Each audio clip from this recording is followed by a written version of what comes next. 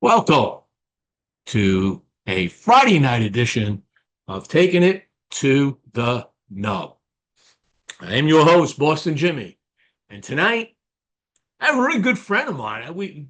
This gentleman and I go way back. We've done some antics. We've had our left right battles, but hey, this is the cigar community, and we're still cigar lovers, and we're still brothers of the leaf, and we just love what we do.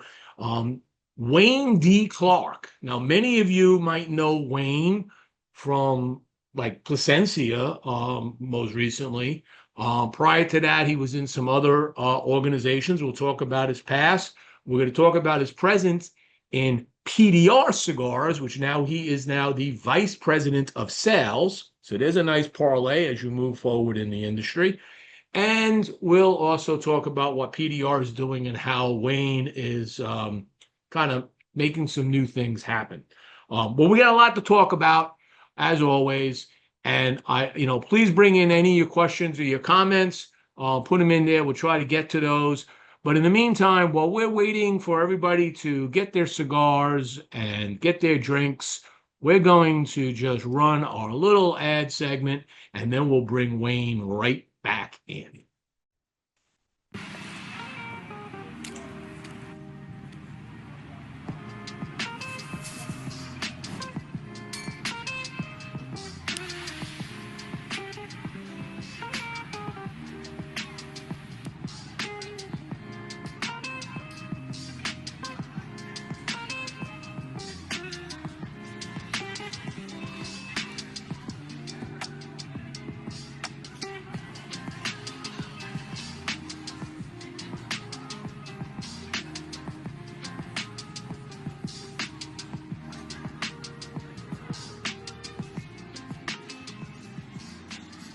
Brought to you by Cuevas Cigars.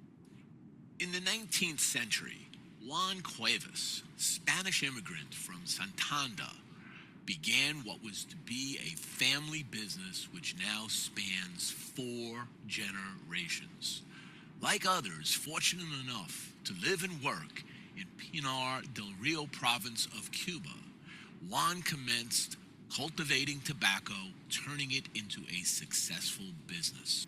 Years later, in the Ciabo Valley of the Dominican Republic, Luis Cuevas Sr., Juan Jr.'s son, carried on the family tradition of handcrafting fine cigars in the family's cigar factory, Tabacalera Las Lavas. Today, Luis Sr. is joined by his son Luis Jr. in the manufacturing and sale of premium long filler cigars. So check out Casa Cuevas Cigars at www.casacuevascigars.com and on their Instagram and Facebook channels. Catelli Cigars is back. The past few years brought many questions and changes to the cigar industry. In the wake of all uncertainty, Catelli Cigars decided to take a break and try their hand in the retail side of cigars. With 2 shops under their belt, first Riverside Cigar Bar, and now the Catelli Cigar Lounge in Vero Beach, Florida, they are now more educated in the retail and the wholesale sides of the cigar business. During this time, they received many inquiries about their cigars returning to the market. Making the difficult decision to take a break from their brand was eased, knowing that when the time was right, Catelli would be back, and now they are. Catelli is excited to bring their first release, the Catelli Box Air, back to market. The Box Air, a rich box-pressed San Andreas Mexican Maduro with a Nicaraguan binder and filler, come in Box Air's 3 original sizes, Robusto, Toro, and Gordo. You can check out Catelli Cigars at catellicigars.com. And also check out their Facebook and Instagram pages. All right. Let's bring Wayne in. I want to thank my sponsors, for without them, this show is always a little harder to do. But we always have friends like Wayne to carry us through. Wayne, welcome. Happy Friday. Happy Friday. Good afternoon. Good evening. There you out go. there. Welcome to Take It to the Nub. I just saw you were up in New York with some of our common friends up there, or if you call them that, Well, the some characters of our industry. crazy, crazy characters. New York's where I cut my teeth in the industry many, many, many, many years back, and it's always good to get back up there, visit some friends, see some old clients. Of course, sell lots of cigars. There That's what you we go. want to do. Because But isn't that your job now? that Sell I've cigars? been Been been your my job job for a long time. been my job for a long time. So, So now so you had this fun run over at Placencia. I mean, you were there at numerous trade shows. I remember when you went and joined with them, and that was a big deal. Um, why the move to PDR? Was there something that was some icing on the cake that you weren't getting? There was a bigger carrot there for you. Obviously, the title is important. well, might as well just get to the elephant in the room, right? Right on the first question, right? Because everybody wants to know that. Why would you move from Placencia after almost 7 years over to PDR? Well, let me start by saying that I absolutely love the Placencia family. They treated me very well. I believe that they are one of the best people on the planet to work with. The whole family is incredible. They are just amazing people. They make What's a not to like about them? I mean, have you yeah, experienced that as yeah. well? They are so there's definitely no bad blood. There's no it's not like I left on a because I disliked something or um, I wasn't happy or anything like that. It was more a personal move. After almost 7 years, I felt like it was time to advance my career a little bit more than just as a regional manager, but move on to something else like I've seen a lot of my peers do, and the opportunity presented itself.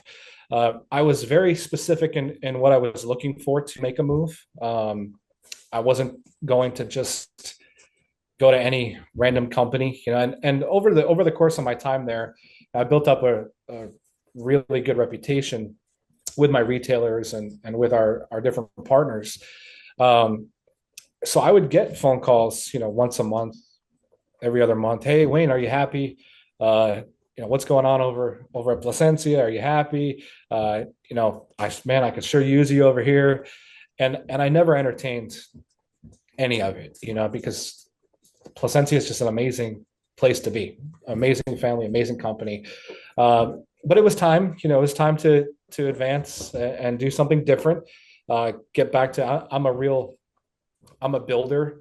Um, I like to build brands, and I had the opportunity to do that with Placencia, from the very beginning when nobody knew who we were, apart from occasionally retailers would know who we were, but from a consumer standpoint, nobody knew who Placencia was. Mhm. So we were in that building phase for many, many, many years. I was fortunate enough to cover a good chunk of the country for Placencia over those years and build some amazing relationships. And it was just time for me to make a change and do something different. And the opportunity with PDR presented itself, and I had a few very specific things that I was looking for. I didn't want to go to a company that doesn't have their own factory, first of all, and that's not a slight against any company that doesn't have their own factory, but for me, I wanted to have the opportunity to do as much innovation as possible and really work directly in the factory, get my hands dirty. And that's a lot easier to do when you own the factory. So that was one of my major requirements. And then also some brand history. And a lot of times we see that, companies they come into the marketplace. That's a little bit harder than they realize to stick around. So, every year you go to PCA and you see a new boutique or two or 10. They're on fire and then they disappear. Yeah. So I wanted, it's unfortunately, that's what happens in our industry a lot. Folks don't quite understand what it takes to really build a brand before they start trying to build the brand. So I didn't want to get myself in that situation. So PDR, great company. Abe's been around for 20 years, has his own factory. So that was really a match made in heaven. And of course, being part of Pro Cigar is huge as well. Having that Right. Consortium of amazing manufacturers that all lean on each other and help each other build to something greater. So it was a great opportunity. It was time for me to make a move, and I still love the Placencia family. From the bottom of my heart, I love those With the guys. Placencia family, for those that know, the Placencia family was in the tobacco growing business, curing, processing tobacco long before they were doing any cigars, okay, into the public, right? And they launched this whole cigar line, like I said, a number of years ago. Without telling me the numbers, because you probably can't. If I was to take PDR cigar sales and Placencia cigar sales, are they neck, higher, lower? Where would you put PDR to Placencia as far as cigar sales, not other stuff that they do? Yeah, I mean, PDR definitely needs it needed my help Mhm. in terms of getting back into the forefront. And at one point in time, PDR was in almost every cigar shop in the country. Yeah, Uh, right. and then through time fell off. And in this industry, it's all about presence. And if you're out of sight, you're out of mind. If there's nobody there regularly visiting, the brand tends to fall off. And we went Mhm. through some things, during the FDA regulation and again through COVID, that really were a detriment to the business for sure. And I think there's also a piece there where we didn't have direct sales leadership in the States. So the brand just fell off the radar for a lot of companies. So I'd say PDR now is, we manufacture a lot of cigars for a lot of people. The brand is where Placencia was about 4 or 5 years ago. All right. In terms of PDR was much bigger than Placencia. Placencia 1865, the brand you see in your humidor. Mhm. Now we're at about where Placencia was 5 years ago, in terms of getting through the door, getting back into accounts, reintroducing the brand, putting it in people's hands. Again, it goes back to me being a builder, a brand builder. I was going And to say, that's what I'm how do passionate about is, you have a staff of people that you work with? Is there regional sales managers in that structure right now at PDR that report to you, or this is a one-man show right now? yeah, so it's we have brokers. We have brokers across the country that do sell our product. And then of course there's myself. We have our operations manager Enrique in Miami, and then an amazing staff back in the Dominican Republic. But And from a they're sales perspective, it's really you and the from a brokers. sales perspective, it's me, and then our brokers. So I'm doing a lot of the direct sales, and then we have our brokers as well. Within the next 6 to 9 months, I'll be adding new team members.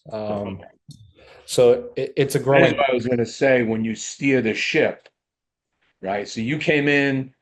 I'm not going to say the ship was sinking. They had presence. They did okay, but you saw some things, and you're steering. You're righting the ship.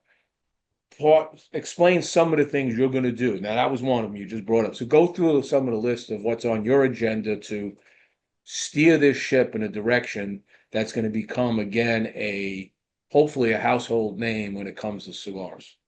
Yeah, I want to go back and just clarify one thing, If because you do a good job in this, I'll hire you. yeah, exactly. It's important. It's important to note that the ship wasn't sinking. Uh, it was it was. I mean, it wasn't even close to sinking, but it the forward progress, forward movement was more stagnant than we would like it to be. It's not Um, going to. it's in a lot of ways the growth, and the direction of the company, we're in a place where we either needed to really kickstart it, which is what we decided to do, or let it run by the wayside. Now, in Europe, we're huge. I mean, we're in every place you can imagine in Europe. And in 2016, through the FDA regulations, that's really when that came to fruition. We saw an opportunity in Europe because they were going to start regulating the hell out of us here in the States, saw an opportunity to build and grow in Europe. And they've been gangbusters over there ever since, at the expense of what's happening here in the States. So the focus shifted. So the brand in and of itself is still very much alive and well. It's just been out of sight and out of mind in a lot of ways. So first order of business, of course, is doing things like this with you, Jimmie, sitting down and letting everybody know that we are here and we're here to make a statement. We are a member of Pro Cigar, and there are hundreds of companies in the Dominican Republic that would love to be a member of Pro Cigar. So that in and of itself is a very big deal. And I intend to leverage that for brand identity and for brand awareness. Another piece of what I'm doing is something that we haven't done in a while, and it's just meeting with retailers and listening. And I think getting feedback from retailers is something that a lot of companies miss the boat on. They just tend to think that they can do whatever they want and the retailer is going to follow. And that's not the case. I mean, a lot of times a retailer will, they'll get a new product, or they'll have a relationship with a company, but it's typically a one-sided relationship. No matter what the company says, it's typically a one-sided relationship. If you want to sell my product, you have to do X, Y, and Z, right? And a lot of times they don't spend time listening to the retailer. Okay, what is it that you want? How can I help you? How can I help you to make money? Because this is a partnership. When you make money, we make money, everybody's happy. But a lot of times, sales leadership is incredibly focused on the sell in. It's all about the sell in and the sell in and the sell in, but they have zero strategy for the sell out. And I'm focusing my time and my efforts on creating programs that are going to focus on the sell out as well as the sell in. It doesn't do any good to offer an incentive to a retailer to buy my product if there's no way for them to sell it through on their shelves. And I say to retailers, I understand that this is not a tobacco museum. You don't put cigars on the shelves because they're pretty to look at. They got to move. Storage unit for very aged cigars. Exactly. That's what Harry will tell you. Under the boxes, under the shelves, in the back. Bingo. You got special cigars. Everything else is for sale. Exactly. Everything's for sale. It's got to turn. It's got to make a profit. It's that space needs to turn in order for that business to stay in business and profitable. Right. So when companies get this mentality that, okay, they're just going to take whatever I give them, that's when they start to decline. And you can see that in the data. It's not just me making things up, right? I can see it in the data. When you listen to retailers and take their feedback and then implement it, the sell-through is 3-4 times, versus if I just tell you, take this cigar, it doesn't work.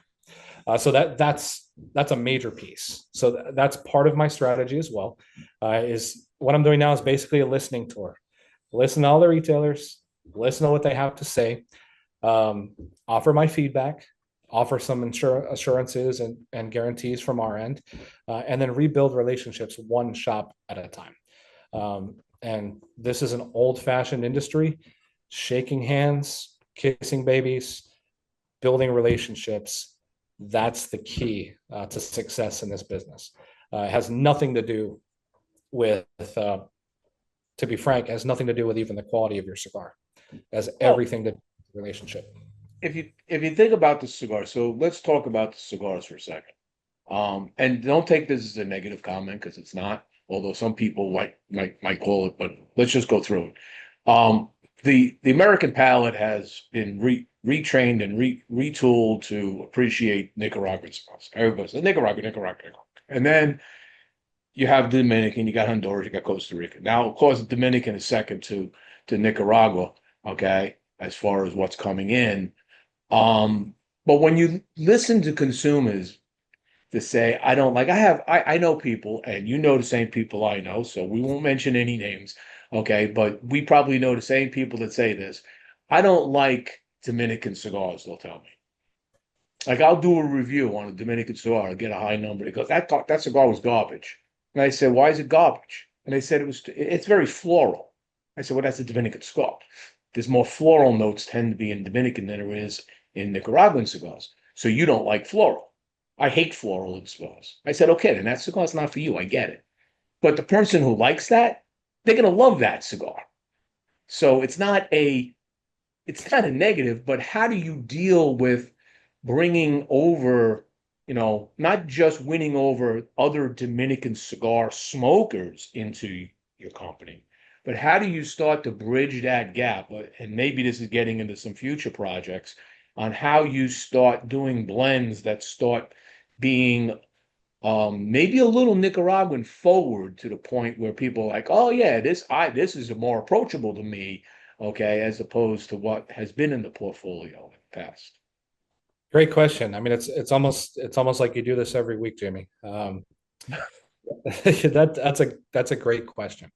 So the first key in that question is, how do you overcome, I don't like Dominican cigars, right? I don't like Dominican cigars. Mm-hmm. Well, to be very frank, right? If I took any cigar and I do a blind tasting, I do a blind tasting with 10 people, do a blind tasting, no bands, no context, nothing. And I hand them each a cigar. And then I go around the room and ask them, which region do you think this is from? What country, what region? I'm going to get 10 different answers. So the overwhelming majority, and we live in a little bit of a, we live in a little bit of a bubble, right? Because we're in this all the time, but the majority of consumers are not. They're very much outside the bubble. This is a part-time thing for them. They might smoke one, maybe two cigars a month. That's 90% of the market, right? Yeah, right. We live in a bubble. So if I did that at an event, and I have done this at an event, maybe one person would say, oh, that's a Dominican cigar. The rest would either say Nicaragua, Honduras, Costa Rica. I mean, I would get so many different answers. So it boils down to education, right? It boils down to educating what are the differences between Dominican tobacco, Nicaraguan tobacco. Just like with wine or with coffee or with even whiskey, bourbon, every region has a different flavor profile. They all have unique components, unique things that bring out the life of that particular cigar. So it's a matter of education. The second piece, right, is how do I take people off of that perception that all Dominican cigars are the same? Now, I'll ask you, Jimmie, can you name a single Dominican Puro? Any apart from Opus X, right? A Dominican Puro. Dominican Puro. You got to rack your brain. You got to Yeah, rack your brain you do quite a have to bit. rack your brain on that. Right. Because they'll generally tamper it with a Ecuadorian Sumatra, Ecuadorian shade grown wrapper. Bingo. Okay. Same. Still don't really make a lot of wrap How many Nicaraguan puros are there? in a lot. There's a lot. There's a lot. Honduran puros. There's even fewer than there are Mm. Dominican. Well, Aladino tends to travel that road. Well, of course, Aladino, Plasencia, Right. CLE, great companies from the Honduran side. Now, my point in all of that is that there's very few puros across any country at this point. Even like you take Nicaraguan companies that are manufacturing in Nicaragua. A lot of them are using Ecuador. A lot of them Oh are yeah. using, Oh, a absolutely. a lot of them are using Costa Rican or you name it, right? So it all boils down to how do I create a cigar that's going to appeal to the folks who don't like Dominican cigars and immediately discount it. Well, the first piece is education. Not all cigars are equal, right? Not so just because you had a Dominican cigar doesn't mean it was a Dominican puro. You may not have liked the wrapper, you may not have liked the binder or the filler, but it's taking away that mindset, right? Take the band off, do something crazy, trick people if you have to, because it'll immediately change the mindset. Now we have cigars in our portfolio that are made with Dominican tobacco, but also with Ecuador, with Nicaraguan, with Honduran. That's the benefit of being a factory. We can pull from all of these different regions. We use tobacco from Plasencia. We use tobacco from ASP. We use tobacco from Hochi Blanco in the Dominican Republic. We use tobacco from San Andreas. All these different regions to create something that is unique for everybody, and we'll continue to do that. I mean, as part of my 1 year, 2 year, 3 year plan is innovation, and I'm working daily with our master blender in the factory to come up with new ideas and come up with new You're programs. dropping your hands on also in this operation. all the time. Okay. In fact, I'll be down in the DR in a couple of weeks working on a project. You know what, if you're going to be down there. It's going to be fun. It'll be fun, and that's another reason, right, to make the switch from Plasencia to PDR is I really enjoy that piece of it. It was always fun going to the factory at Plasencia and just playing with all the different tobaccos and saying, "Hey, Moises, can you make me an Alma Fuerte? But can you try this? Can you put an Ecuador Sumatra on an Alma Fuerte? And I want to see what it tastes like." And he would do it, right? Because we have all that tobacco in the factory. Never see the light of day ever, but I get to do it. And I get to, It's fun. It's fun. When you're playing in the spice cabinet, it's fun. 100%. It's like going into grandma's kitchen, just throwing a bunch of stuff together and seeing how it works. It's a lot of fun. A lot of fun. So yeah, that's the plan in a nutshell, right? Is to get back to listening to retailers, figuring out what it is that they need, and how we can better serve them as a company. Because that's our bread and butter. Brick and mortar is always the bread and butter. If you get brick and mortar on your side, the rest is easy.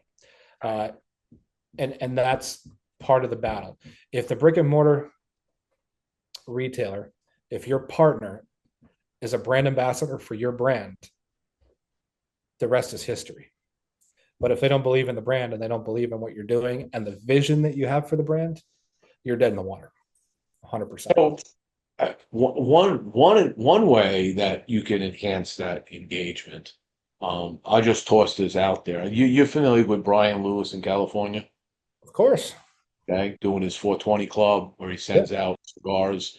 Okay, Mhm. so he's got this club, and every 2 months or so we get another batch of cigars. There's one for every Wednesday night for 2 months. All right, the cigars tend to be stored at his place like a month or two, and then we have them for almost a month or 2 months. before we actually start smoking them on show. And they all got the bands are covered, right? And we 20, 25 people together on a Wednesday night are blind smoking a cigar and we're talking about it and discussing it. Okay. And I would say 90% of the time, people are beginning to really enjoy what Brian has been curating for us. Um, Reach out to him, talk to him. I know he purchases these cigars on the open market for what he does, but reach out to him, maybe say, hey, this is what one maybe you want to put in the pack and get on that page because it's a private thing. Okay. We don't go public with it, but you have 25 consumers around the country that suddenly are like, holy crap, I'm gonna go buy some of these, right? It all starts, and that's been my strategy for a long time, right? Is consumers, like taking consumers for instance, going out and doing these big events like Big Smoke and Rocky Mountain Cigar Fest, and That's coming. When's Big Smoke coming up? that's in November in Vegas. In Vegas, yeah. So if So you going to that? I think we'll be there. I think we'll If be you there. have the time, if you have find yourself time when you're there, I don't know if you just saw the news, but the Sphere now is doing a run of The Wizard of Oz. Oh, that would be cool. That would, And go look at the reels. If you're there, I mean, that's a show you might want to see because you're talking about flying monkeys in the scene. They have wind blowing and paper dropping on you. I mean, it's like a fully immersive the moment of Sphere, Oz. the I'm like, Sphere. I want to go see this thing. Whoever, I mean, I know they put a lot of money into that. It is the coolest thing to hit Vegas, I think, It's ever. And they're still in debt. They can't make money it's an back. iconic landmark now. But it will be completely iconic over the decades. I mean, there's nothing else like it in the world, which is pretty cool. But I'll So try. if you're there and you get a chance to see it, because I probably won't be, but if you get there and you see it, I'd like to get your view on it. Oh yeah, man. I'll let you know for sure. But yeah, connecting with consumers, right? Connecting with consumers and giving them an experience is everything for a brand.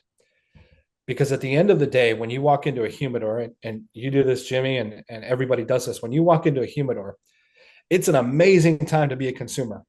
Amazing time. Because there's so many options, there's so many things that you can choose from. And realistically, there's not a whole lot of dog rockets on the market now because consumers have gotten smarter over the years. So Yes. they've gotten smarter. It's not like it was in the 90s, with the cigar boom, buying whatever they could smoke, right? People are a lot smarter because of blogs like yours and Half Wheel and Coop and some of the other guys out there, Matt. Absolutely. I'm going to miss a bunch, but consumers have gotten smarter, so they know what the difference is between good tobacco and bad tobacco. So my whole thing is give them an experience, become a memory, become a core memory, give them a reason to smoke the cigar, and they can connect with you. You know who's phenomenal at that? And I'm going to give mad props to Terrence Riley. I mean, Terrence Riley has done it better than anybody, right? Terrence and Mike Herkelots, those are two guys Characters. They're characters in this big play we're all part of.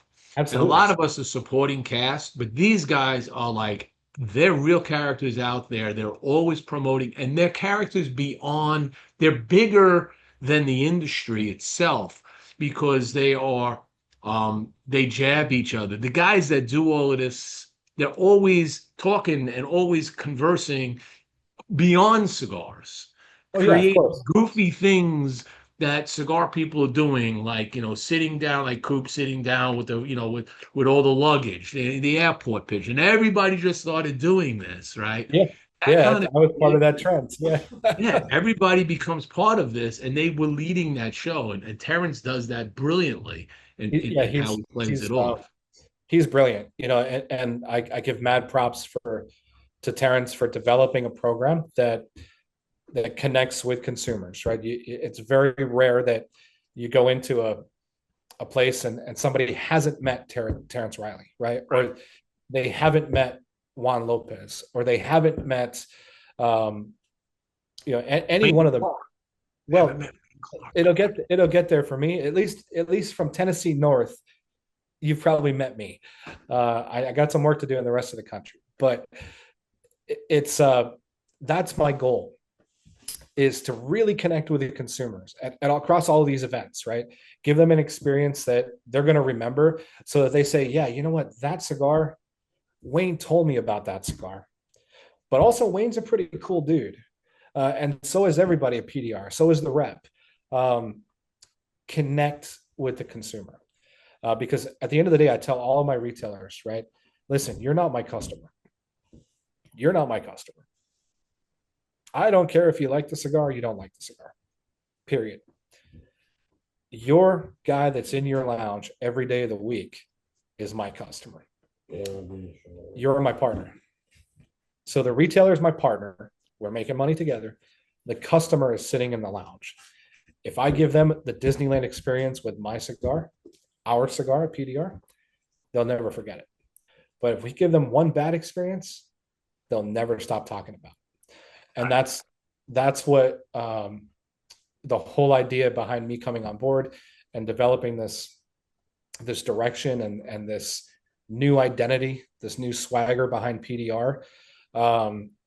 That's the whole point, right? Is that we really want to connect one-to-one with consumers. I'm traveling like a crazy man. I was going to ask you, your travel is up now? Oh yeah. Oh yeah. So how's family life?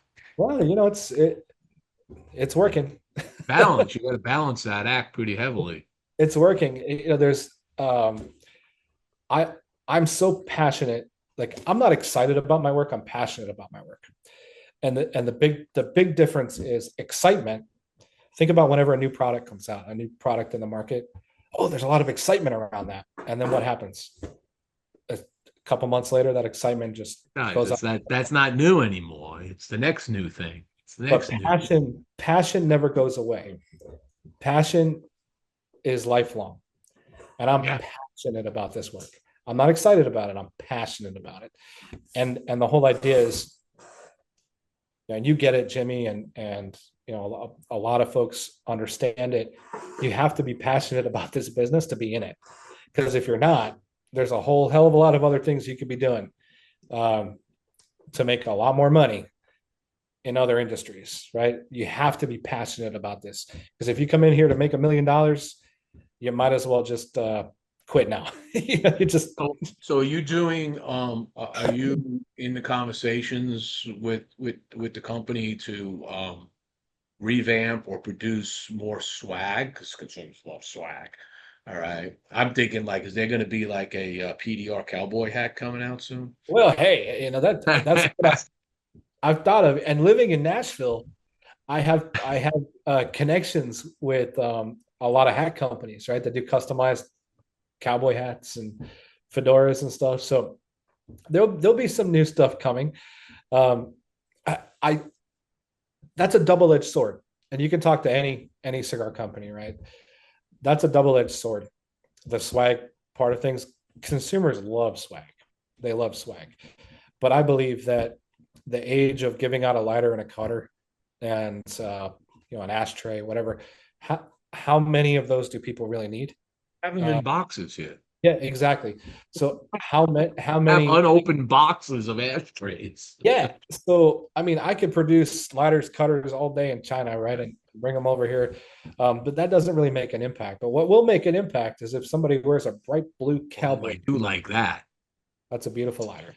That is a beautiful. Of all the lighters I have, there's a few I really like, and this one I'm liking right now. We'll see how long it lasts. I got number 353 of 1,000. Yeah, I'm in the top 10 on that one. I have first. But it's a beautiful lighter. But it's stuff like this. So yeah. So you have to do something that's unique, different, new, innovative, and consumers like, I don't have something like that. Exactly. How do I get that? Right. Exactly. And it has to be something that people want. Yeah. like I said, swag is a double-edged sword because you don't want to get, especially when you're reintroducing a brand, you don't want to get consumers used to it. And this is a massive Achilles heel for a lot of brands, is they get in the habit of, okay, in order to sell my cigar, I need to give away swag. Or in order to sell my cigar, I have to give a massive discount. Or in order to sell my cigar, I have to do XYZ, rather than letting the cigar speak for itself. And I've seen a ton of boutiques run into this. They go out, they do an event, and they do the, you know, buy 4 get 2, or buy 10 get 3, whatever it is, right? Yep. And then they give you a lighter, cutter, ashtray, hat, guayabera, a shot of whiskey, and they give you the farm. Well, it's really difficult. It's really difficult to be viewed as anything other than that at any point in time. So now you're pigeonholed. You're stuck in that mentality. So every time somebody comes out, well, they need swag in order to buy the cigar. And there's several companies within our industry that have pigeonholed themselves into that position. So for us, it's a double-edged sword. You know, I don't have the capital to go out and buy, you know, 10,000 ST DuPont lighters to give away. But, you know, unique, fun stuff. I'm open to suggestions. If anybody wants to comment and give. Oh, here's the suggestion that came in. So, okay. So not necessarily on swag. All right. I'll go through a couple things. So our friend Kevin from our friend Kevin Gold. Everybody knows Kevin Gold from Rockefeller Cigars. He says he's back. Okay, there you go. But he says, all right, have Wayne sing.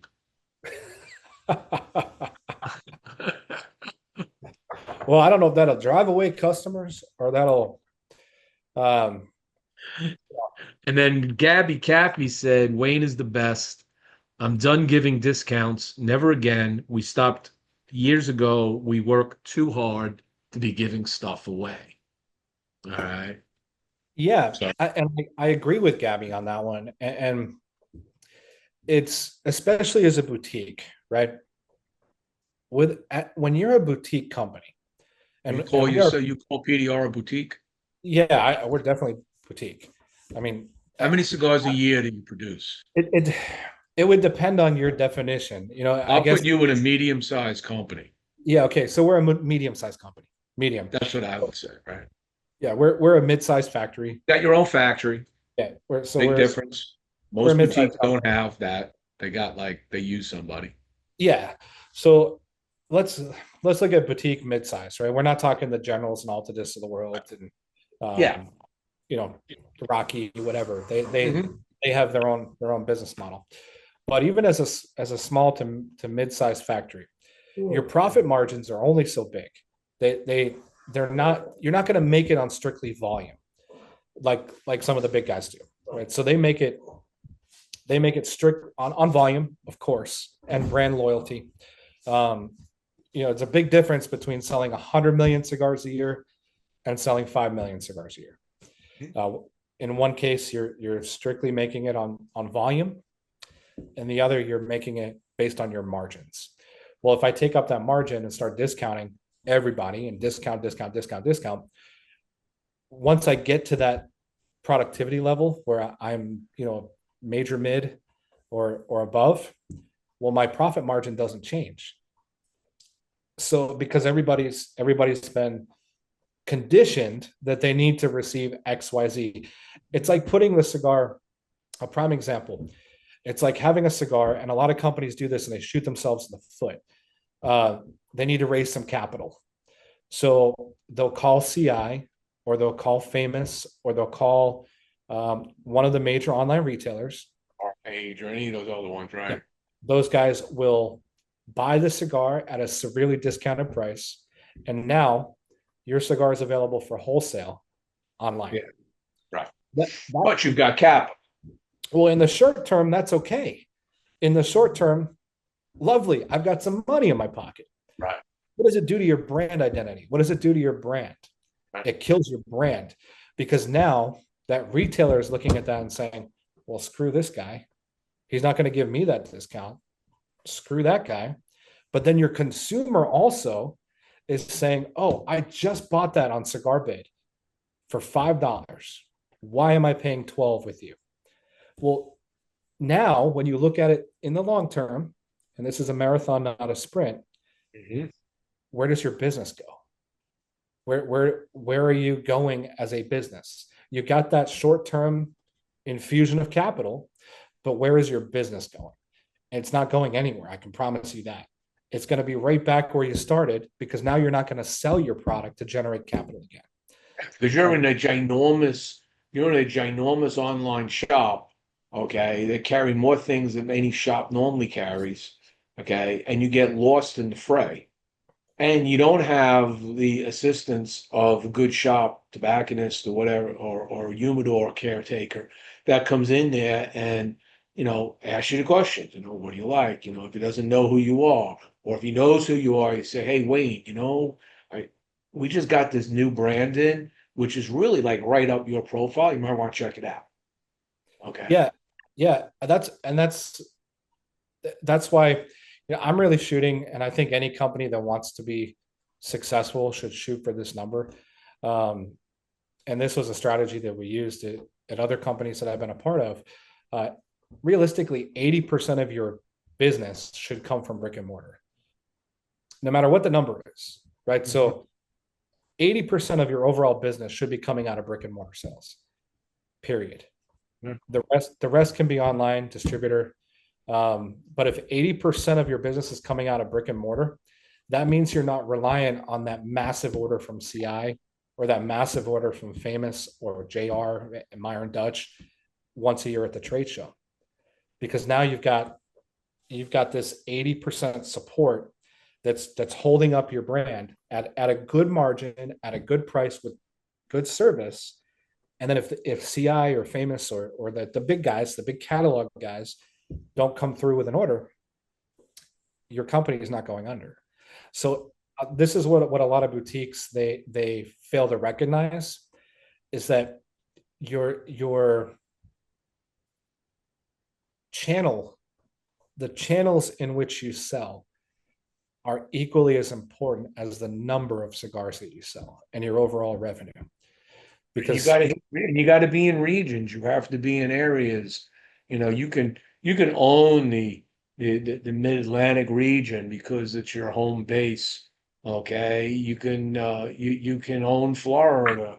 Okay, if you live here, but you got to get out. You got to get across the Mason-Dixon line. You got to get over into the western states, Midwestern states. And I've told small companies over and again. I said, look, I don't know what your business model is, but if you're a small company, I would say your goal in 5 years from starting your company should be 300 shops with reorders in 5 years, and you will be successful. Yeah, you're right. A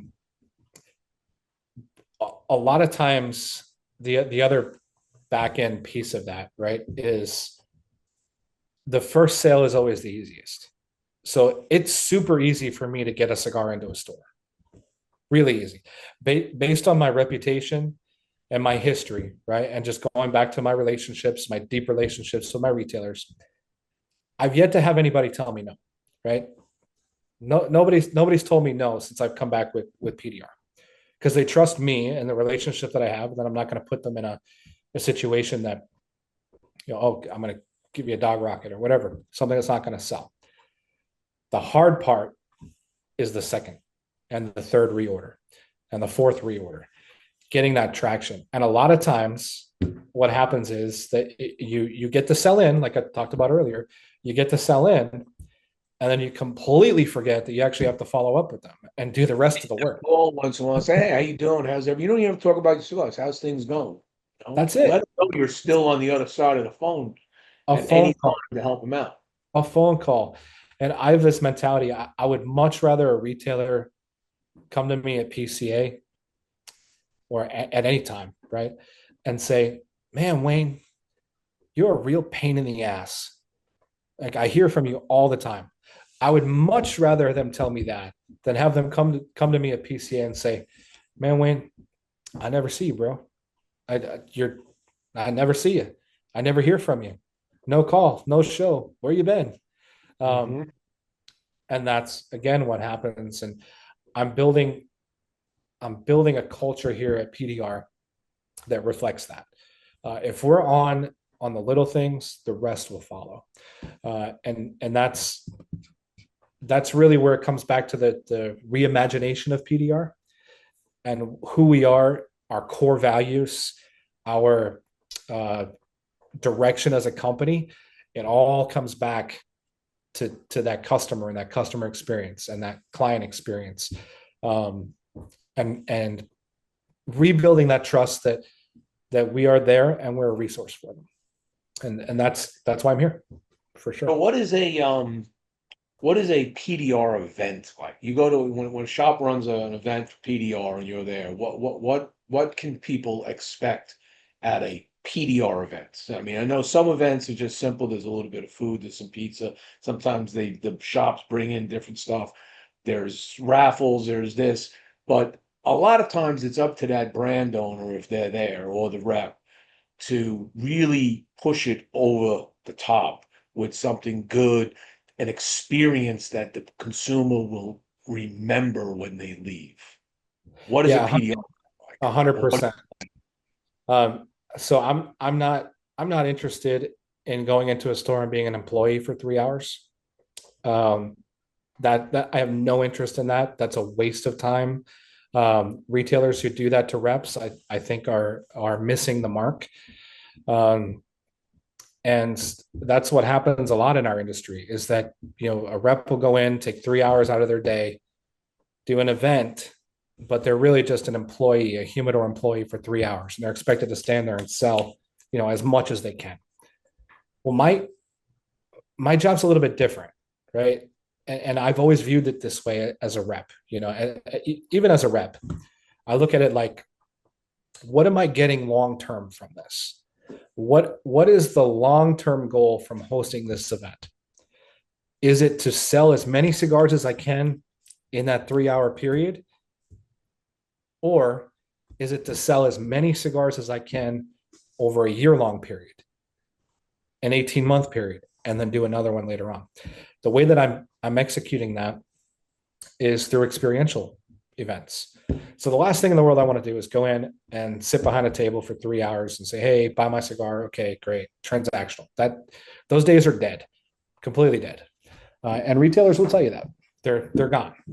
So what I'm in the process of creating, this is why I'm going down to the DR and working with Jorge, our master blender, is I am creating a very special event cigar that you can only get if I am there, that I hand it to you. I'm not taking a page out of Carlito's book. I could never compare to that. But what I'm saying is I'm creating a cigar that's specific for the event, a reason for people to show up, and a reason for them to want to come. But attached to that is also an educational experience. So it's not just come out and buy cigars. You're gonna get there, be with me for an hour, hour and a half. We're gonna talk tobacco. I'm gonna do a seminar that's very interactive. And if anybody, a lot of your viewers may have already been to my seminars that I've done, and I've done them all over the country. But it's an interactive experience where they walk out saying, "Wow, number one, I learned something, and number two, wow, I want to smoke PDR." But it's not just the 20 guys in that room, 20 guys or gals in that room. They're now telling their 3 friends that they sit with in the lounge every day, "Oh, this PDR, here's the story behind it. Here's the region of the tobacco. Here's where it comes from. This is the history," all that stuff. Now I don't have to be there. So I don't have to be there every day of the week to hand sell that cigar. If I have brand ambassadors within each lounge, yeah, yeah. talking about the brand. And that's my whole thing. Events in and of themselves are dead. They're dead. The traditional retail event is not working. It does not move the needle. I have almost 14 years of data to prove that it does not move the needle, versus doing one event one year at a retailer and not doing an event the next year, so on and so forth. I have hard data that shows me that those types of events don't move the needle. So we have to think outside the box, and we have to start thinking. But on the flip side of that, the retailer has to buy into it. A lot do, but a lot don't.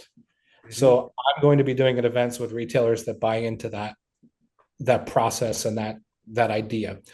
The last thing in the world I want to do is travel to Boise, Idaho, and sit in a lounge with 5 guys for 3 hours. Right? I could do that at home. That's so right. The retailer has to buy into it as well. They have to help promote it. They have to do the legwork. Going back to an event only cigar. Okay. And there are other companies that have done this too. But I always felt that if you have an event only cigar, let's just say this is Wayne's private event blend that you worked on and created. It's a special blend. You get it only in an event. That's cool. I got this. I enjoy it. I'm not going to be able to get it anywhere else, right? I smoked this, and it is spectacular, right? It's just wowing the audience that's smoking it. And they say, why isn't all the others like this? How do you address that elephant? Because eventually, if you can't put one of your best cigars in front of them for that same thing, then what you're saying is that the factory create even better cigars, okay, but they haven't.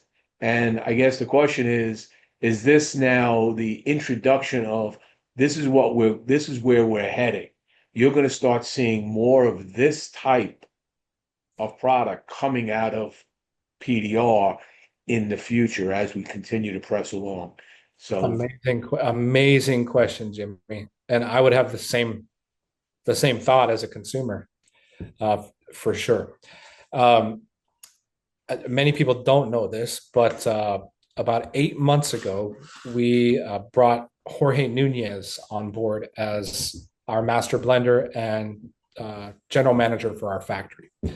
Prior to that, Abe had been overseeing everything. So he'd been overseeing the factory, the not only the factory, but the operational side of the factory. So he was doing both the day-to-day quality control, blending, all that stuff, plus the business side of the factory and all of the sales. So really difficult to do all of those things at the same time. When you're dealing with millions of cigars, I mean, we're averaging 8 to 10 million cigars a year out of that factory. Yeah, so it's just a small amount. So you got, we brought on Jorge Nunez. Now, Jorge spent a number of years, more than a decade. I won't say exactly how many years, but with another very well-known cigar company in the Dominican Republic. He was the right-hand man of a very well-known company blender. So he brings that 15 years experience that he learned over there, plus the 10 years that he had at General Cigar. Prior to that, working with Yuri Guillen and the folks at El Corito. He brings all that experience to us. Now, he's changed a lot of things. Number one, from a tobacco selection standpoint, from a quality control standpoint, draw testing every single cigar that goes out the door, doing, spot checks on rollers. Just from a quality standpoint, he's on top of it every day. Prior to 8 months ago, yeah, we had pretty good quality control standards, but they weren't that level. He comes from another very well-known major factory. Well, I come from Plasencia. So my bar is the ceiling. I mean, the sky. Yeah. What my expectation is that we're going to have a perfect cigar every single time. and I'm not satisfied with anything less than that. Mhm. So that trickles down through myself, through Jorge, obviously Abe. Um, the whole team is on board with that. And I'm going to the Dominican Republic later this month, and I'm going to have an all hands meeting, right? And we're going to talk about core values and what we believe, why we do what we do, all of those things to really change and do something that hasn't been done in the Dominican Republic before.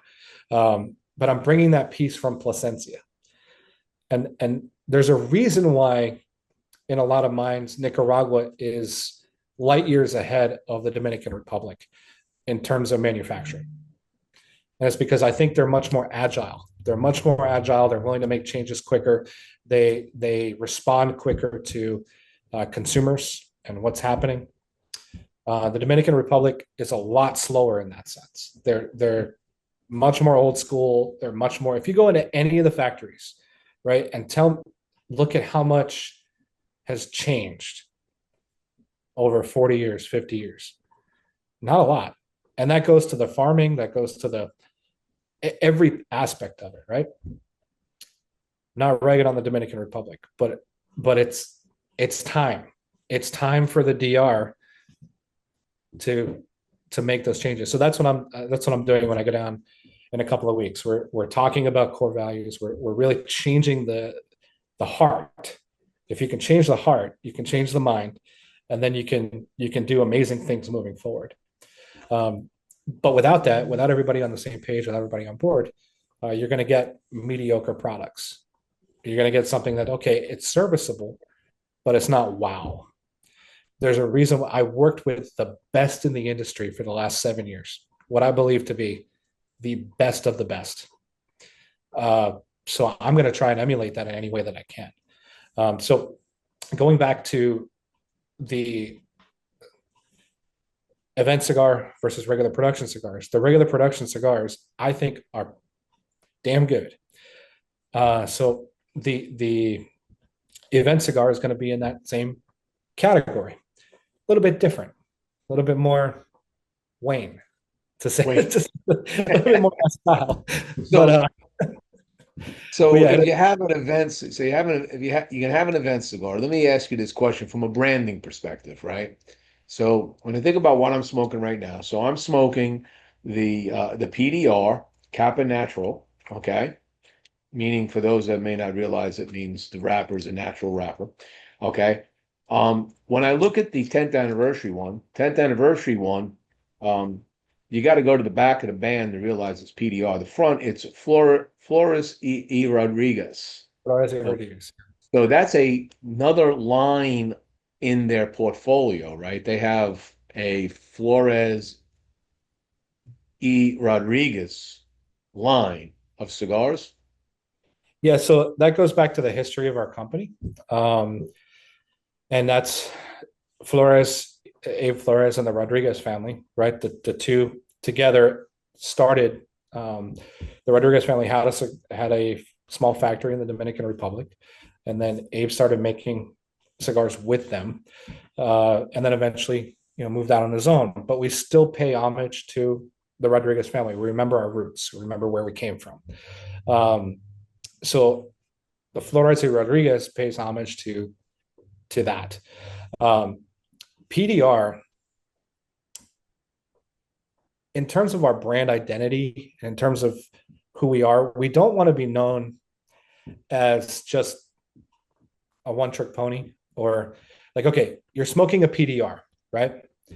Think of Drew Estate, or think of Drew Estate's a prime example, right?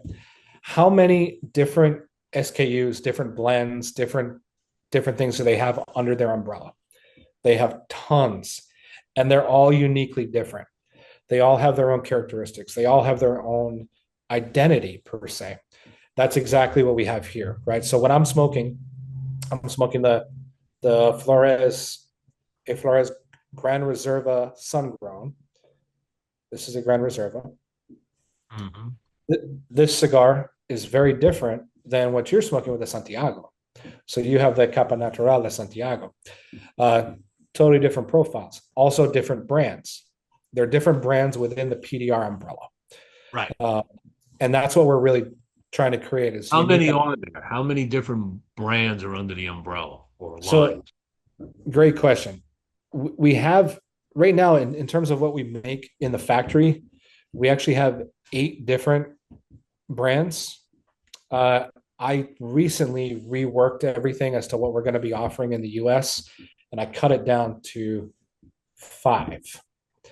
I didn't discontinue any cigars or anything like that. I just made it more palatable for retailers, and to streamline things, right? So it's Europe smokes a lot of random sizes. They smoke a lot of random, different vitolas. Here in the States, we're pretty much Robusto, Toro, 6x60. That's the nuts and bolts, right? The meat and potatoes of overall sales. If you look at the data, that's Sure. exactly what it's going to be.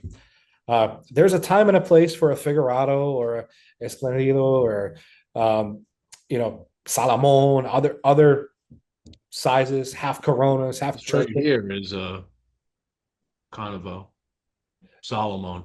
That's like a Salomon. Yeah. Right. So we have those in our portfolio. Those are European smoke, a lot of that stuff. So I've reworked our offerings here in the States, slimmed it down to make it easier for the factory so that when we order something, it gets to you quickly. We don't have back orders. We don't have issues with that. It's an effort to make sure that when everything is ordered, it gets shipped. And so I slimmed it down. But each brand has its own, within that umbrella, has its own identity. Take, for instance, El Crejito. El Crejito is very Cubanesque. I hate that word, but it looks Cubanesque, right? It's got that old school band. Looks a little like a Monte Cristo #2 in terms of like color scheme. Nice, beautiful Habano wrapper. That El Crejito is going to be very different than the Santiago because they're totally different blends. Right. One actually has Nicaraguan tobacco in it, and the other ones don't.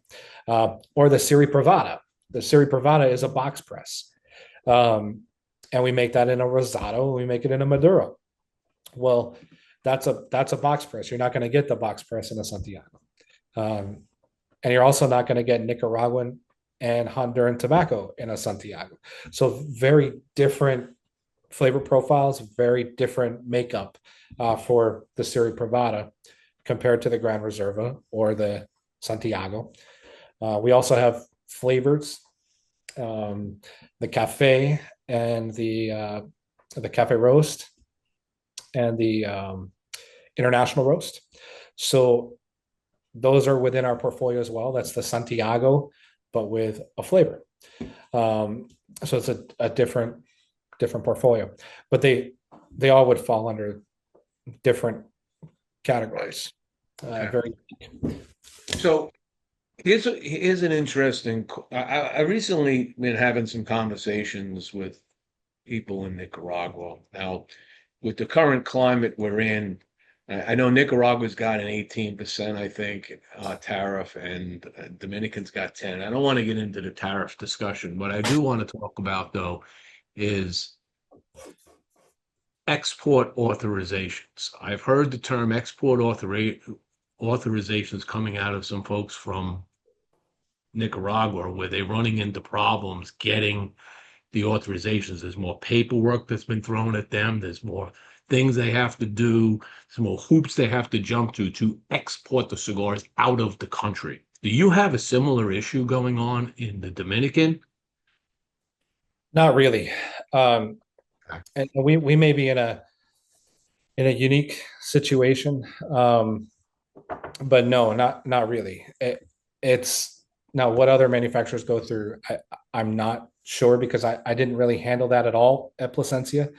So I can't speak from Nicaragua, but I know that exporting from the DR, we're friendly nations. So it's a lot easier. Sometimes stuff gets held up in customs or whatever it may be, but Yeah, this is not custom problem. This is in-country authorization. and our stuff ships from the Zona Franca, Okay. which you don't have Zona Francas, they're the same type of relationship in Nicaragua like you do in the DR. So it makes it a little bit easier, a little less red tape because it's all direct for export. Yeah, they have it out of their zone, and they're having the problems in there. It happens, and the I think politically speaking, the political climate in Nicaragua is very different than the political climate in the DR.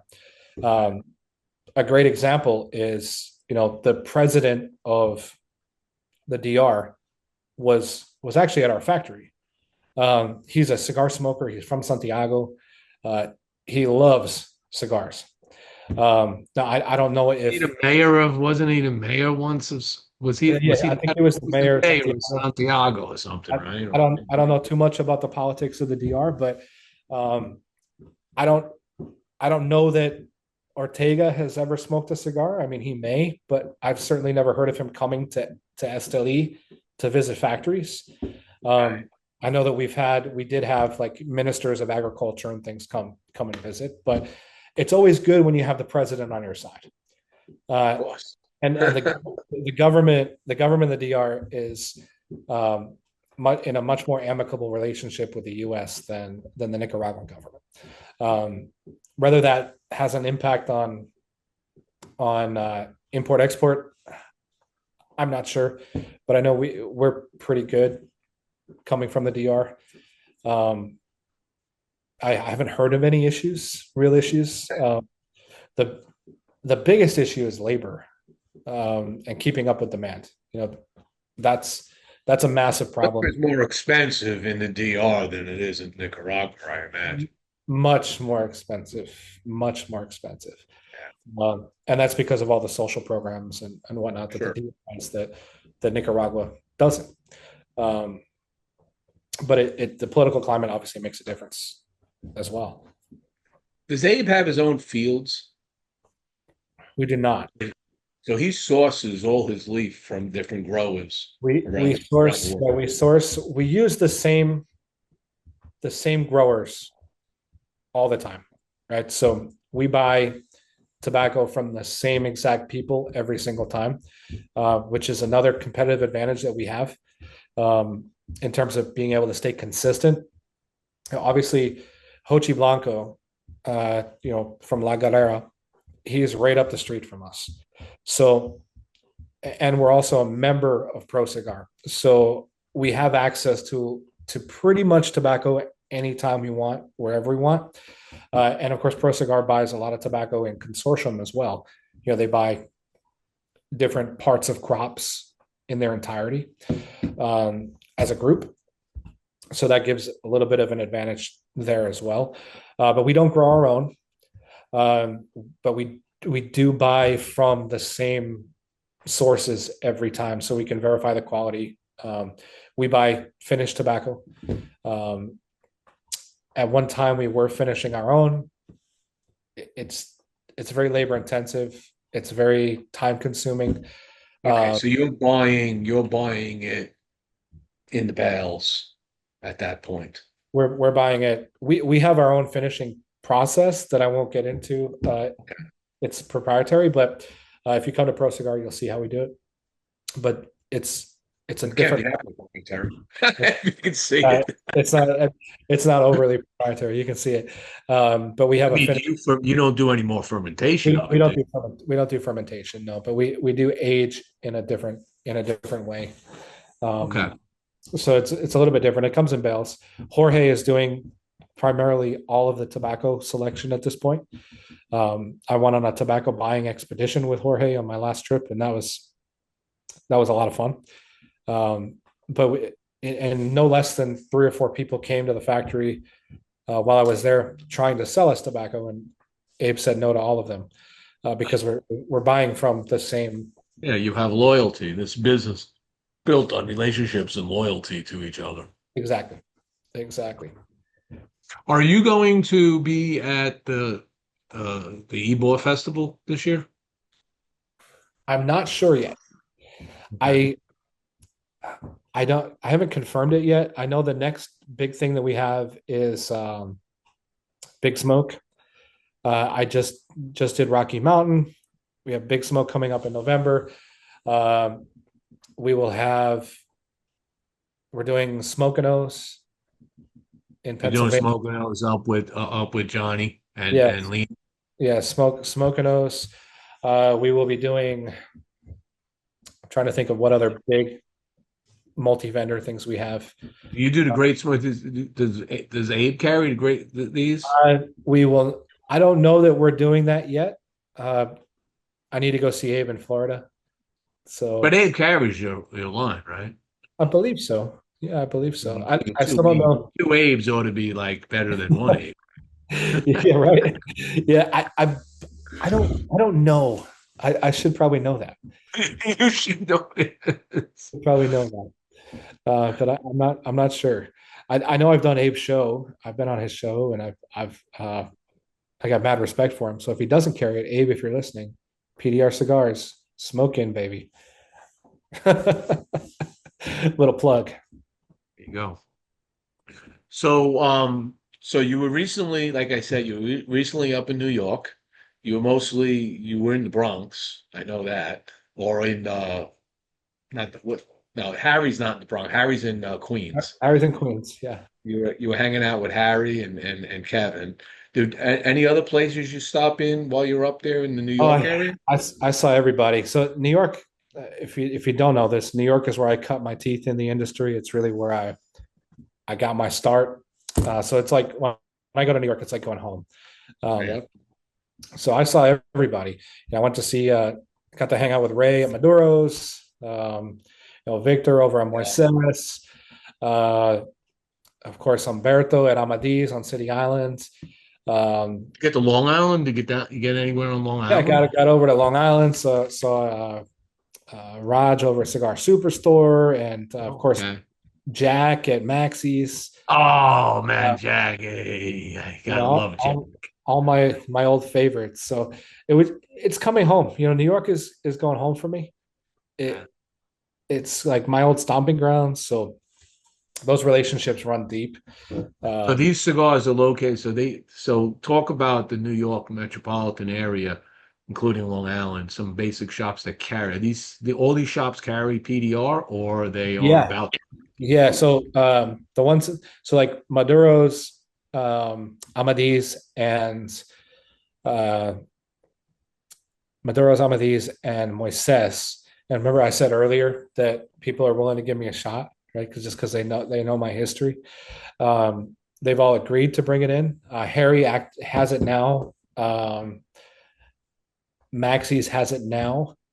Cigar Superstore has it now. Go to Sticks. Huntington Humidor. So I didn't get to see James this time. I didn't have time to get out to Huntington. I love that place. The Nook is. I used to hang there all the time. The whole crew. So I go up there visit my son in Centerport. I'm actually going to be up there in September, and I go in there during the day and just hang out. Gotta love the Sometimes Nook. things, but that's it's such a fun place.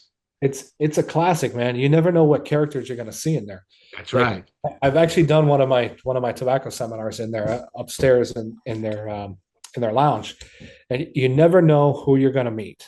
You Right. literally never know. Um, it's just a cool old school tobacco shop, with real tobacconists, real people that geek out about cigars like I do. Um, James he's an encyclopedia. Yes. He really is. So it's just I love going back to New York. It's coming home. Um, And then you said you were up in Maine. You were back home in Maine. Did you stop on that trip along like Connecticut? Yeah. New So Hampshire? on this trip, I'm halfway into a 12-day trip. Okay. So I left on Monday, started in New York. I'm actually sitting in Maine right now at my parents' house. This is where I'm from. Another maniac, just like John Carney. Um, So I'm visiting my parents now. I'll be here for a couple days for the holiday, and then heading to New Hampshire. Gonna see the guys in New Hampshire. Obviously, two guys, twins. Yeah. Um, Federal, the folks that are there in Seacoast. On the way up here, I did stop at a couple of retailers on my way. Leo at Puro's in Hartford. Um, I saw where else? I went to Mohegan Sun because we have our cigars there. There's a new shop that's opening at Foxwoods. They control both, so our cigars will be in there, which is cool. Um, who else? I was gonna stop and see Nari at Orange Cigar, but the traffic was just insane coming up 95, so missed that one. But I've seen a bunch of people this week. A bunch of Have people. you ever been to Bongo Ron's? Oh, of course, I love that place. Love that You, place. if you're driving back, you ought to stop in there because it's along the southern route But yeah, through he's Connecticut. he's in Rhode Island, right? Yeah. No, No, no, no. He's in Connecticut. Connecticut. Connecticut. Yeah. Yeah. He's in Connecticut. He's located. Hold on, I'll look it up right now. He is Oh, in Old Saybrook. yeah, Sabre on the coast. He's on the coast. Fabulous, and this is a fabulous time to visit there because it's still nice. The weather's nice. Oh, beautiful. They have that Right. nice. They have that cool like outdoor patio. They have an outdoor patio. They got the indoor. They got different music rooms, and then It's of course you got the harbor, which is an absolutely beautiful place to go visit. You got some nice restaurants right in that district. great. Um, and Great. Ron is just a trip and a half. I love this guy. Yeah, they're good people. I had the opportunity to visit before I started with Placencia. I was over there. I've been back a couple of times as a consumer, but they carry our product. They don't carry PDR. Sorry, they carry Placencia. I got to get out of that habit. So you got to, well, you use that to your advantage, I guess. Yeah, absolutely. But it's been a whirlwind week, man. I go home on Thursday. I fly back to Nashville on Thursday. Okay. I am home. I get there Thursday night. I'm home Friday and Saturday. And then Monday morning, I fly to DC. And I'm in DC Monday, Tuesday, Wednesday. We've got the PCA fundraiser, which I have to mention. We're a proud sponsor of the PCA fundraiser. It is in Washington, D.C. Tickets are still available. If you haven't gotten your ticket yet, it's a great way to celebrate PCA, meet a lot of people from different Are you brands. doing it at the townhouse? They're actually doing it. They were going to do it at the townhouse. They're doing it at a restaurant in Arlington. Oh. But it's a great opportunity to meet. You're gonna be able to smoke in the restaurant? Yeah. Oh, yeah. Oh yeah. Yeah. So you got special dispensation. Okay. It's all set up. You get some cigars when you come with your ticket. I believe you get a drink ticket as well. It's just a really nice night. I've done it the past several years. Great opportunity. You might meet some VIPs, some politicians, some members of the Congressional Cigar Caucus. It's a great time. If you're in the DMV area, definitely worth going out, support PCA. Without PCA, we don't have an industry. So Right. make sure that you support your trade organization. But that's next week. So I'll be in DC. Then I'm home for a couple of days, and then I go right down to Texas to ride with my rep in Texas, doing an event at Fink's Cigars in San Antonio.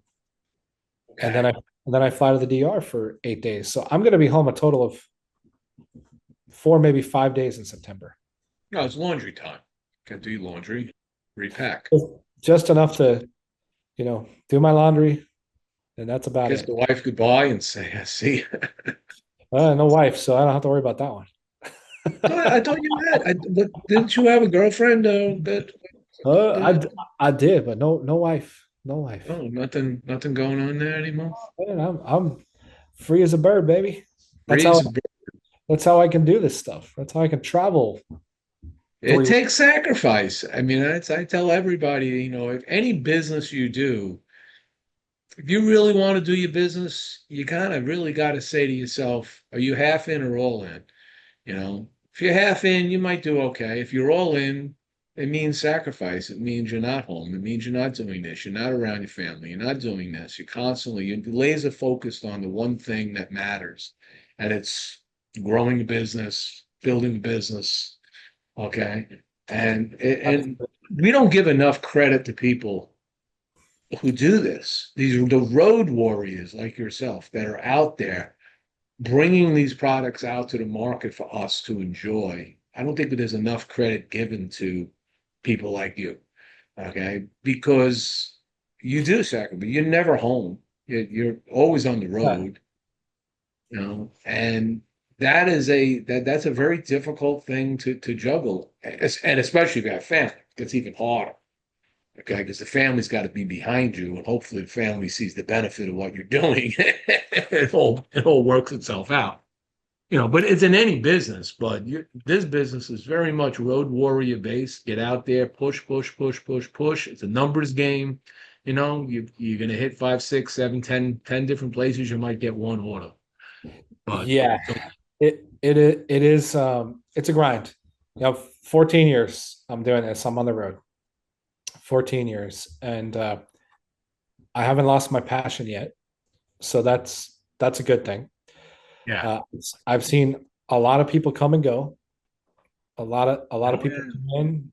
I've seen it in my side of the business. They Yeah, come and they go. yeah. I mean, it for for for a lot of people, it's a dream job. Um, I am blessed. I am blessed beyond belief, brother. Uh, to be able to do this every day. And listen, I get paid to smoke and hang out, right? Uh, but a lot of people forget that today I drove here 3.5 hours from Massachusetts, right? I was visiting retailers in Massachusetts yesterday. So it's That must have been a short trip because there ain't a lot of. that's a short trip. but it's a grind. It is How a are you grind. handling? How do you handle? So that's an interesting. You see, you're in Massachusetts, and yeah, Massachusetts. For everybody that doesn't know, there aren't a lot of shops in Massachusetts. They put a cap on it. They have all kinds of issues. Okay, they were just pushing forth the whole generational thing. Is that still a thing going on in certain parts of Massachusetts right now? Very, very, very much so. There's multiple towns surrounding Boston, and it grows like a cancer every day. Because one does it, and then the next town does it, and then the next town does it. So Tobacco 21, a lot of people don't realize this. Tobacco 21 started in Massachusetts. Yeah. So it started in Massachusetts. First, it started in, I believe it was Newton. But anyway, little communities around Boston.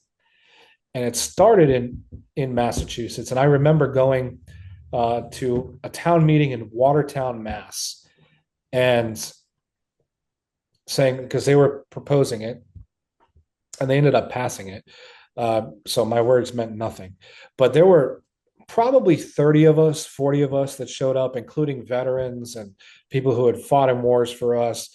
All this saying, listen, 18, I can go take a bullet for my country, but I can't smoke a cigar. Well, they didn't listen. They didn't listen. They didn't care. So the bottom line is these people don't care what we think. They want to legislate us out of existence. Again, going back to the importance of the PCA and your state advocacy group, no matter what state you're in, having a strong state advocacy group that's pushing for state issues, because everything starts at the local level. A lot of people don't realize this. They just look at, well, what's going on in Congress, what's going on with the president, what's going on with my senator, my congressman. Everything starts with a local ordinance, and it begins there, and then it grows. It grows like cancer cells, and it doesn't stop. They just consume everything, unless we stop it with advocacy and with education and with determination to make sure that doesn't happen. So yeah, generational. Newton, Massachusetts, Brookline, Massachusetts, 2 suburbs. of Boston, generational. If you're born after, I don't know what the date is, 2002, I think, 2003, Buy tobacco. you cannot buy tobacco. That's crazy. It's Crazy. asinine. But it's so crazy because you can't buy it in Massachusetts, but it doesn't say you can't smoke it. It just says you can't buy it. Can't buy In it. But the crazy thing is, I can walk into a marijuana dispensary and buy whatever I want. Of course you can. But God forbid I want to smoke a cigar. Because there's so much more tax revenue coming out of the marijuana industry than there is out of the tobacco. Of course. Follow the dollar, my friend. But it goes back to advocacy. You look at what's happening in California. Oh, I was about to bring that up. California. So California was an interesting thing that they just pulled off, right?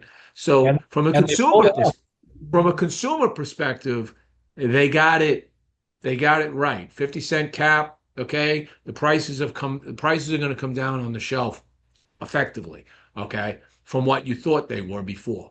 But on the other side of that equation, they told all the brand owners that every SKU has to be presented with blends, this, that, boom, samples, the whole 9 yards.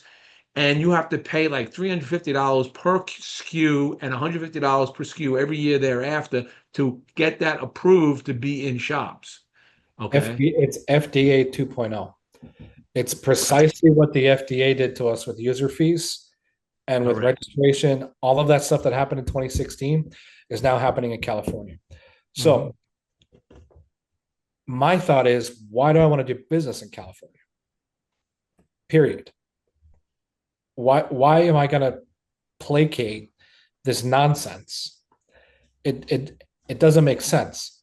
So I'm sorry, California, but until you vote differently and fix your shit, PDR is probably not going to be in California, and that's because the juice isn't worth the squeeze. Right, and that's what they want you to do. That's exactly what they want. Right. The juice isn't worth the squeeze, at least for a medium-sized company like us. Now the big guys, no problem, right? Whatever.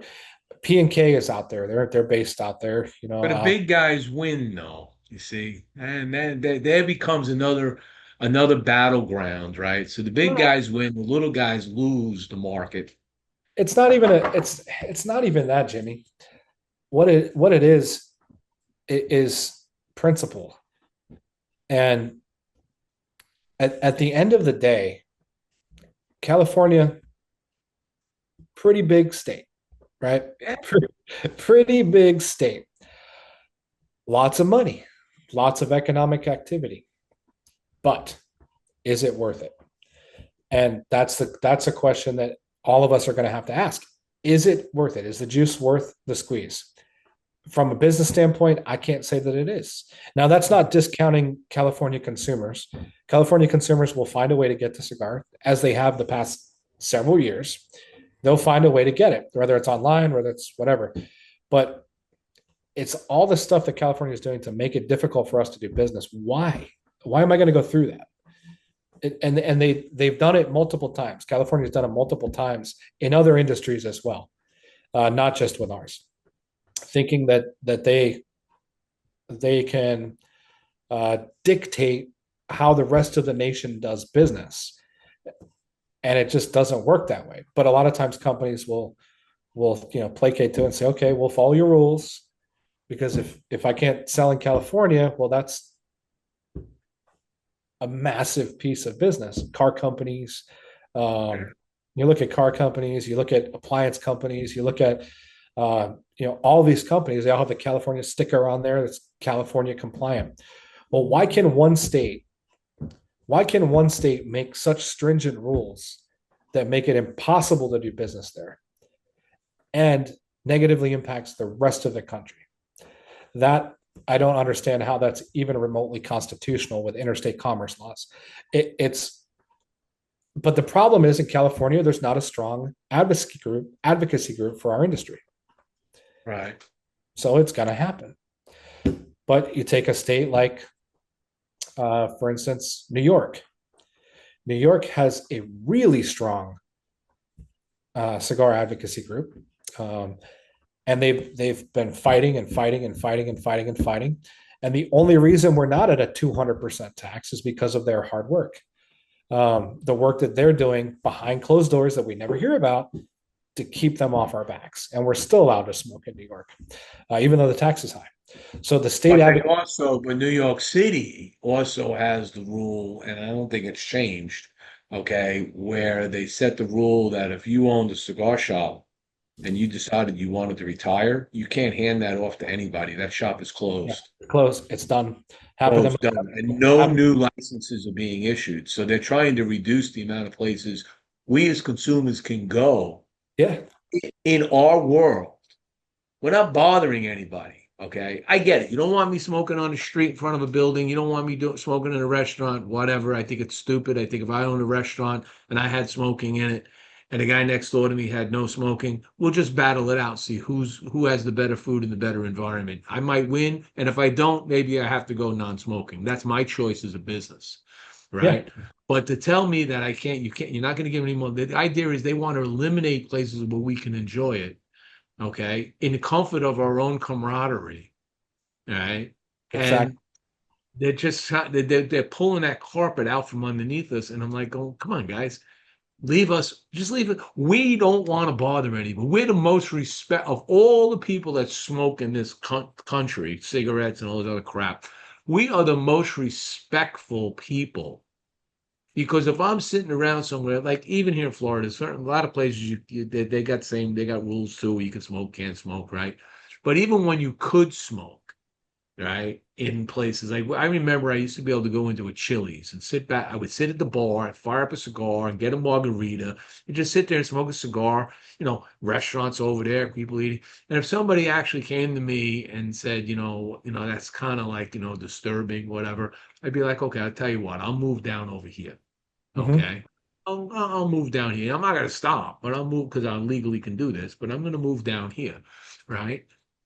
Cigarette smokers don't do it. They're like, hey, talking about. I'm just going to blow my stinky smoke in your face. Yeah. It's wild. It's wild to me. But the big problem, Jimmy, is we don't see the big picture. You know, we're such a small piece of the population, which is precisely why which is 2%. which is why we have to be more vocal. And we have to start looking at ourselves as a voting bloc. It has to be an issue, right? For us, for cigar smokers, it has to be an issue. So when Yeah. you're looking at who to vote for, and I'm not going to get into politics. I don't want to go down that road. But No. what I'm saying is we have to look at it as a political issue. So when you're talking to politicians and deciding who you're going to vote for, ask the question, where do you stand? Where do you stand on cigar smoking? Where do you stand on individual smoking rights? What's your position? Are you going to legislate me out of existence, or are you going to support small business and freedom of choice? There you go. And that's the key question. And I think a lot of us forget that, right? We vote for various issues, across the spectrum. And we prioritize it. I mean, don't get me wrong. I mean, if I look at, I have my priorities, you get your priorities.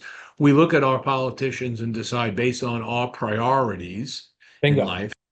As an old guy, right, in the room, okay, I have great desire. My number one priorities in my life is don't mess around with my Medicare or my Social Security. Yeah. Okay, you start touching that, I begin to explode. Well, Everything else is I secondary to wanted to that. be there. I wanted to be there when I retire. Everything else for me is secondary, right? But there are priorities in those secondaries too. Then it's like, okay, you're going to support that. Now you're supporting this, you're supporting that. Because you got to realize it's about my freedoms, my rights.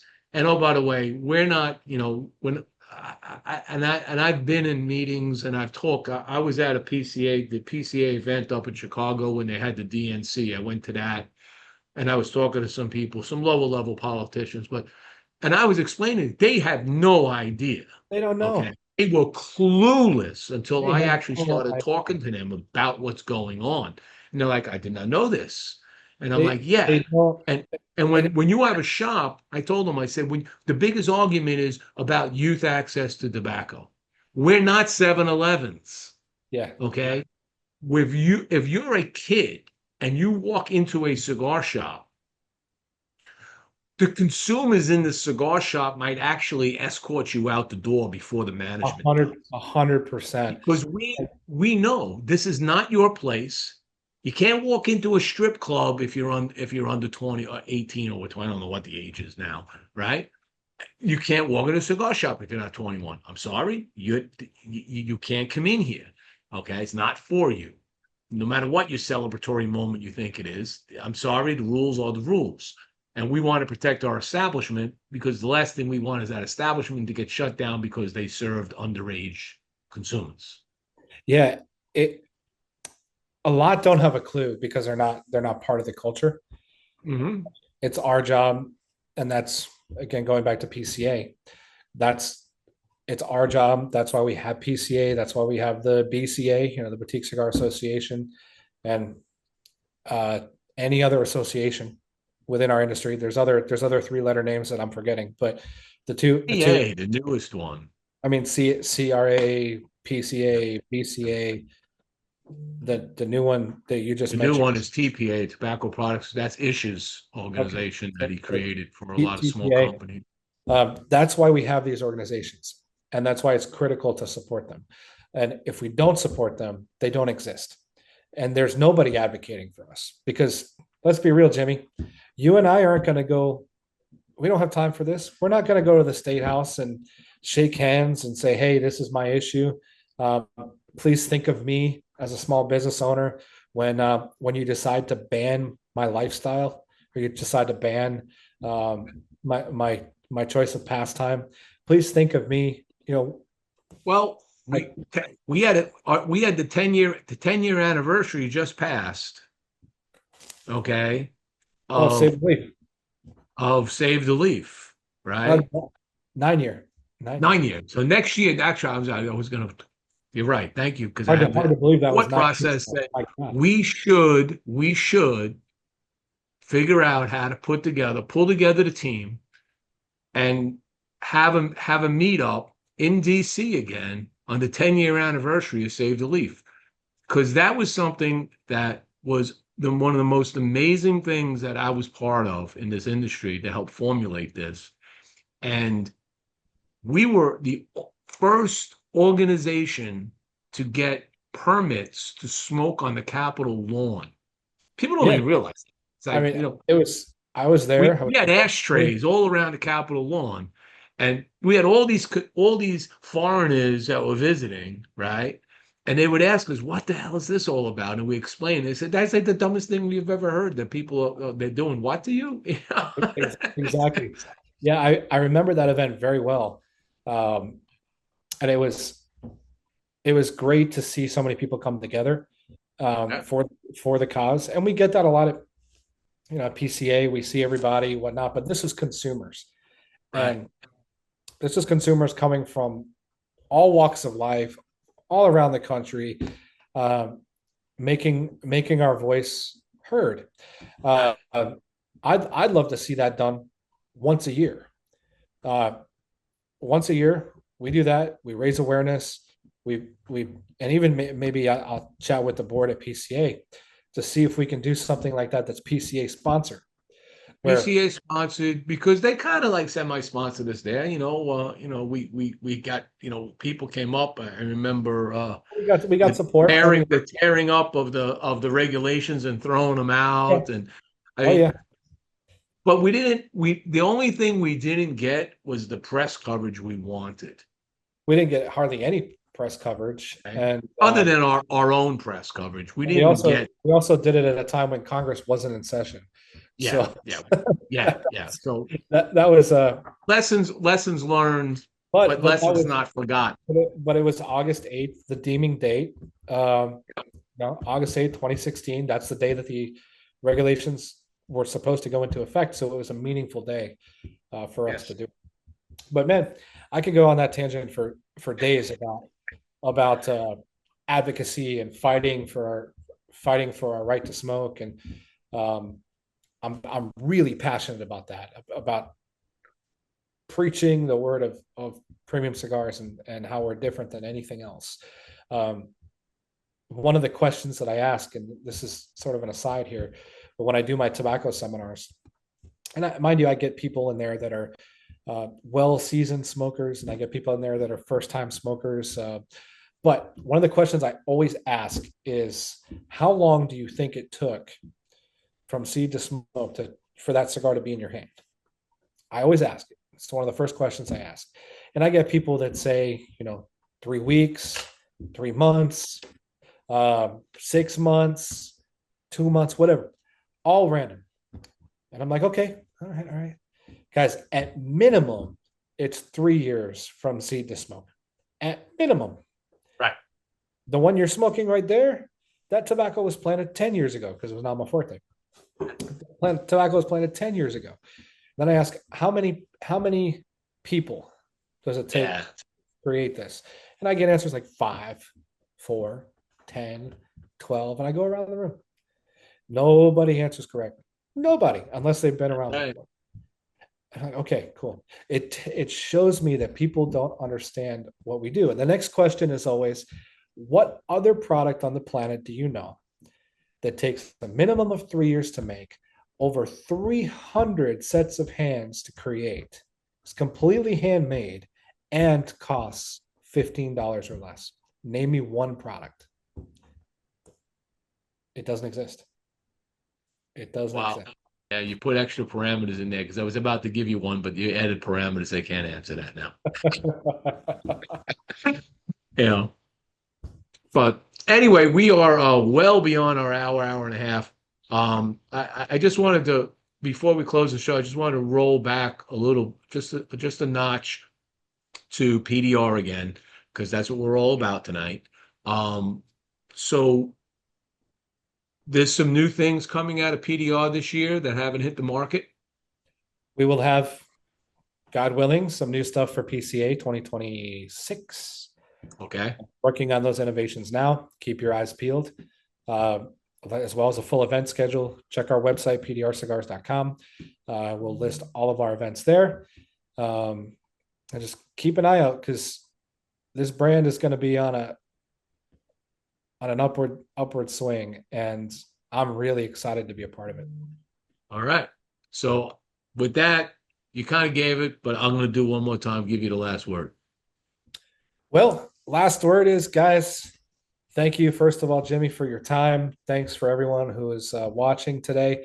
It's been a pleasure. It's always great to talk to my old buddy Jimmie here. Keep an eye out for PDR. We're a company. We've been around 20 years, but this is a new era for us. There's a lot of things that are happening that are really exciting. You may have had PDR in the past, but you have not had PDR as it's constituted right now. That much I can promise you. You have not experienced PDR in this way, shape, or form. It's an exciting time to join the PDR family. Go out to your local tobacconist. Do me a huge favor, request PDR. If they tell you no, keep asking, keep asking, keep asking. Finally, they'll say yes. And thanks, everyone. Hope to see you on the road soon, and we'll smoke one together. All right, folks, that's our show tonight. Congratulations again, Wayne, for your new position. I look forward to great things coming out of PDR. Next week, we're going to hopefully get back on the schedule of our continuing highlight of Tobacco Product Association, TPA brands out there. I believe we might be bringing in the Angry Beaver guys next week, hopefully, if they're around. Great company, great logo, and phenomenal marketing that they're doing. So pay attention to that. Thank all our sponsors. Without them, the show's a little harder to do. And don't forget, check out PDR Cigars, pdr.com. Check it out, and you will learn some new things. With that, the show is a wrap, and we'll catch you on the flip side.